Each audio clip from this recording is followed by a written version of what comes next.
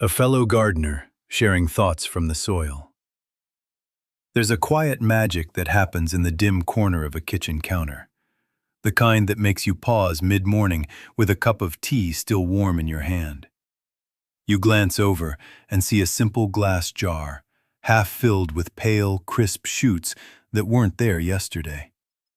They shimmer with tiny droplets of water from their morning rinse, and the faint, clean scent of fresh growth drifts up, like the first breath of spring air after a long winter. No sprawling garden beds, no raised rows under open sky, just one humble jar and a handful of dried beans transformed in mere days into something alive, crunchy, and bursting with life.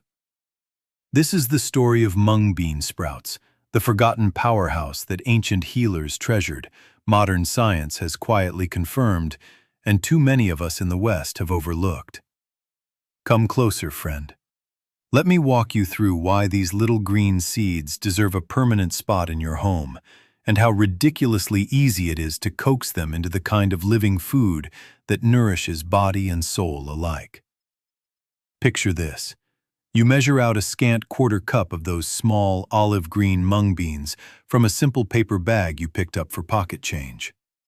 They look unassuming, almost like tiny pebbles resting in your palm. But inside each one sleeps an entire biological symphony waiting for its cue. Add water, give it time, and watch the transformation unfold. In 3 to 5 days, you'll be harvesting a jar overflowing with fresh sprouts that deliver roughly 6 times the antioxidant power, up to 27 times more vitamin C, and nearly 4 times the folate compared to the dry seed you started with. The protein becomes more bioavailable too, easier for your body to use, turning that modest beginning into a complete, gentle source of nourishment. And the best part? No soil to till, no sunlight to chase, no fancy equipment. Just a jar, some water, and the ancient wisdom encoded in the seed itself. I remember the first time I tried this in my own kitchen years ago. It was late autumn, the kind of gray day when the garden outside had gone quiet under a blanket of fallen leaves. I was craving something fresh and alive to brighten our meals, something that didn't come wrapped in plastic from halfway across the country. So I rinsed those beans, soaked them overnight, and set the jar at a gentle angle to drain. By the next evening, delicate white tails had pushed through the skins, like tiny fingers reaching for life. My children gathered around, eyes wide, asking if we could eat the magic beans yet.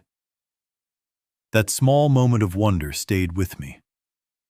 It reminded me how disconnected many of us have become from the simple act of growing even a scrap of our own food. Yet here was proof that abundance can start in the smallest space, with the humblest materials. Let's linger on the history for a breath, because these beans carry stories older than most empires. Long before written records filled libraries, farmers along the warm river valleys of the Indian subcontinent began tending this gentle legume sometime around 1500 BCE.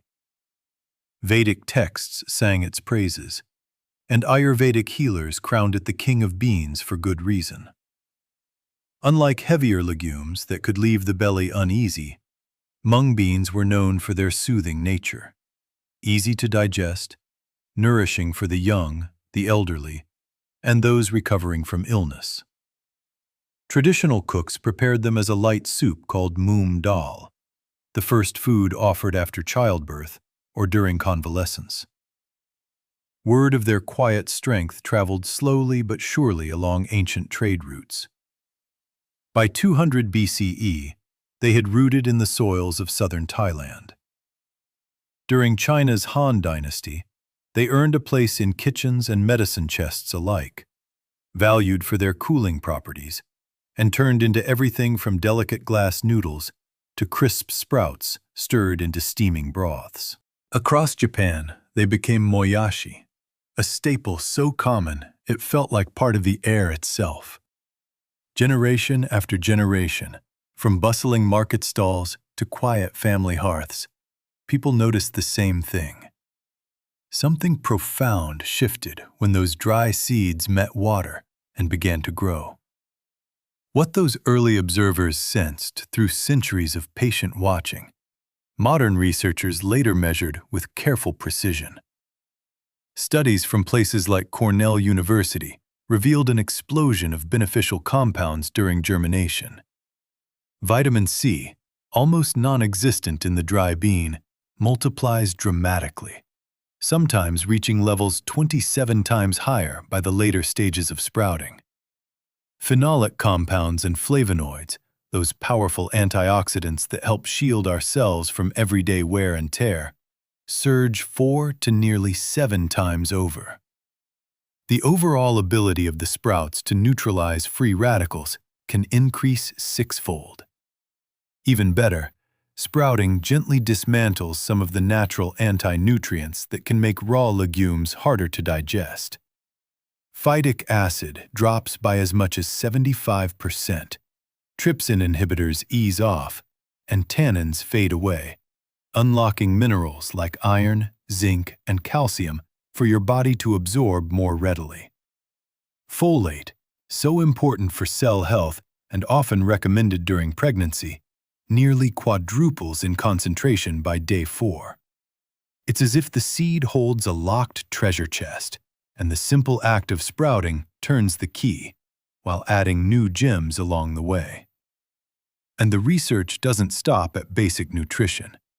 Scientists have explored how extracts and compounds from mung bean sprouts may support the body in remarkable ways, showing protective effects against certain inflammatory processes, helping modulate blood sugar responses in lab settings, and even demonstrating potential in inhibiting unwanted cell migration in controlled studies. One fascinating thread involved sending mung beans to the International Space Station in 2021 as part of experiments exploring food production and microgravity. Their rapid growth, high protein density, and ability to thrive with minimal resources made them ideal candidates. Separate work simulated space radiation and found that the sprouts responded by ramping up their own protective antioxidants, especially under certain light wavelengths. Imagine that.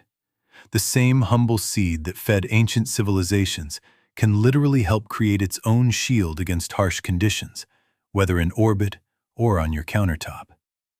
It's a beautiful reminder that nature often engineers solutions long before we understand the questions.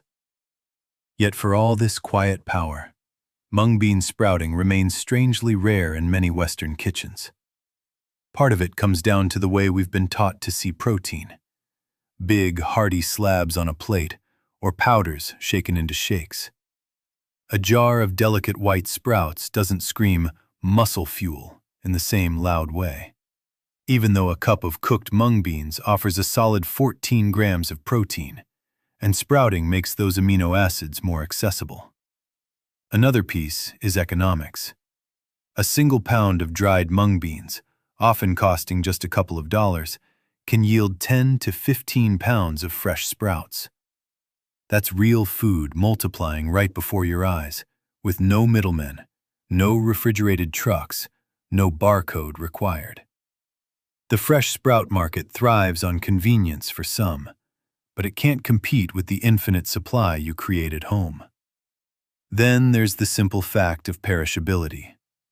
These living shoots taste and nourish best within hours of harvest, encouraging you to grow only what you need, rather than stock shelves with something that must survive long journeys. But enough of the why. Let's get to the how, because this is where the real joy begins. You'll need nothing fancy. A wide-mouth glass jar, the kind you might already have from pickles or jam. A breathable cover, cheesecloth held with a rubber band. A mesh sprouting lid from the hardware store, or even a scrap of clean window screen. A bag of whole, untreated, dried mung beans from any grocery aisle or Asian market. And clean water, preferably filtered or left to sit if your tap water is heavily treated. That's it. No grow lights, no soil, No garden plot.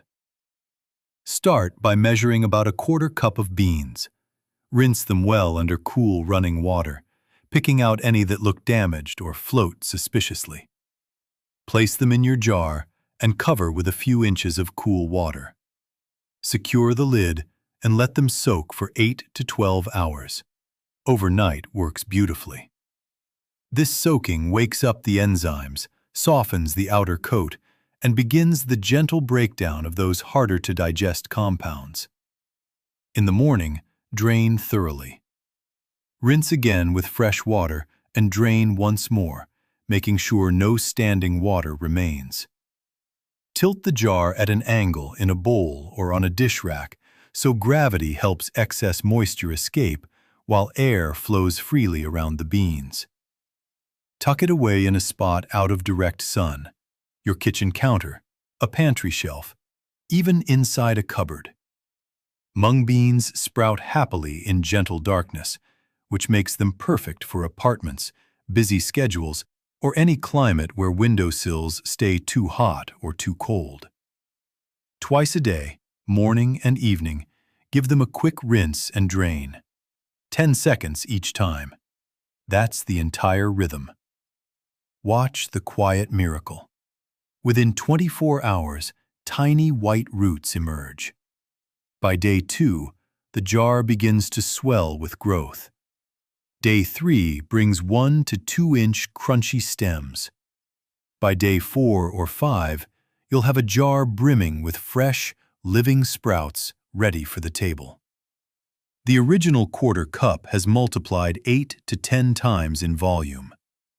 Give them one last gentle swish in a bowl of clean water to loosen any stray seed coats. Drain well and enjoy. They keep in the fridge for 3 to 5 days with a paper towel to absorb moisture. But truly, they sing brightest when eaten fresh. The flavor's a revelation. Crisp, slightly sweet, with a clean nuttiness that store-bought versions, often days older, simply can't match. Use them raw in salads for a protein-packed crunch that outshines any crouton. Toss them into a quick stir-fry with garlic, ginger, and a splash of tamari at the very end so they stay vibrant. Pile them high on rice bowls, tuck them into spring rolls alongside fresh herbs, or scatter them over steaming ramen just before serving. In cooler months, add them to hearty soups in the final moments to preserve their texture. Children who turn up their noses at ordinary greens often reach happily for sprouts they helped grow themselves. There's something enchanting about watching the jar fill day by day that turns even picky eaters into curious participants. Of course, every gardener encounters small hiccups, and sprouting is no different. If your first batch develops a sour smell or sliminess, it usually means too much standing water or poor airflow. Simply rinse more thoroughly next time and ensure the jar drains completely. In warmer summer kitchens, sprouts may grow faster, so harvest a day earlier to keep them crisp. In cooler European or northern winters, they might take an extra day. Just be patient and maintain those twice-daily rinses. Some folks notice a few beans don't sprout. Don't worry, that's normal. The rest more than make up for it. Try different varieties if you can find them. Some mung beans produce slightly thicker shoots, others more delicate. Experiment with the soak time by an hour or two and see what suits your rhythm best. The beauty is in the simplicity and the forgiveness built into the process. You can easily scale this into a steady supply. Keep 3 jars going, staggered by a day or two. One finishes while another is just beginning, giving you a continuous harvest without overwhelming your counter space. In temperate zones across the United States or Europe, this method shines year-round, perfect for those shoulder seasons when outdoor gardens slow down or when sudden frosts nip at tender seedlings. Pair your sprouts with other homegrown wonders. A handful tossed into a salad alongside garden lettuce, radish slices, and a drizzle of olive oil becomes a meal that tastes like summer, even in March. Or blend a few into a morning smoothie with banana and a touch of ginger for a gentle protein lift that feels entirely different from anything scooped from a tub. Think about the deeper satisfaction that comes from this small practice. In a world where so much of our food travels thousands of miles, losing vitality along the way, here is something you control completely. You know its journey because you guided every step. No wondering about sprays or storage conditions. No reliance on distant supply chains. It reconnects you to the ancient rhythm of seed, water, and time. The same rhythm that sustained civilizations long before supermarkets existed. For families, it becomes a gentle lesson in patience and wonder. For busy households, it's a 5-minute ritual that pays dividends in health and flavor. Even in small urban spaces or during long winters in places like the Pacific Northwest or the British Isles, this jar method brings green life indoors without fuss. There's also a quiet environmental grace to it all. Mung bean plants in the field actually improve the soil by fixing nitrogen, requiring far less water and land than many other protein sources. When you sprout at home, you eliminate packaging waste, transportation emissions, and the energy needed to keep fresh produce viable on store shelves. One small bag of beans replaces multiple trips to the produce section and a shelf full of supplements. It's regenerative in the truest sense, starting in your kitchen and rippling outward. As the days lengthen into spring or shorten toward autumn, I find myself returning to the same jars, adjusting the rhythm to the season. In high summer, I might tuck an extra jar in a cooler spot to slow things down. In deep winter, I welcome their bright crunch as a reminder that growth never truly stops. Each harvest brings a small, private victory, the kind that warms you from the inside out, like pulling the first carrot from your own patch, or harvesting the season's last tomato. It's proof that abundance doesn't always require acres or expensive setups. Sometimes it asks only for attention, a bit of water, and trust in the seed's quiet intelligence. So here's my gentle invitation to you, fellow gardener of counters and windowsills alike. Next time you're at the market, pick up that modest bag of mung beans. Choose a jar that feels right in your hand. Set aside those few minutes before bed to begin the soak. In a few short days, you'll lift the cover and breathe in that fresh, living scent. You'll taste the difference. Vital, immediate, unforgettable. And something inside you might shift, the way it did for me all those seasons ago. You'll realize that the most powerful foods often hide in plain sight, waiting for someone willing to try the simplest method. This isn't about perfection or grand gestures. It's about small, repeatable acts that bring nourishment, joy, and a touch of ancient wisdom into ordinary days. Whether you garden in a sprawling backyard in rural France, a balcony in a bustling American city, or a cozy kitchen in the misty hills of Scotland, these sprouts meet you where you are. They ask almost nothing, yet give so much in return. Try it once, then again. Watch how the jars multiply your efforts without complaint. Share the extra with a neighbor, or let your children discover the thrill of harvesting their own snack straight from the counter. In the end, gardening, whether in soil or in jars, is always an act of hope and connection.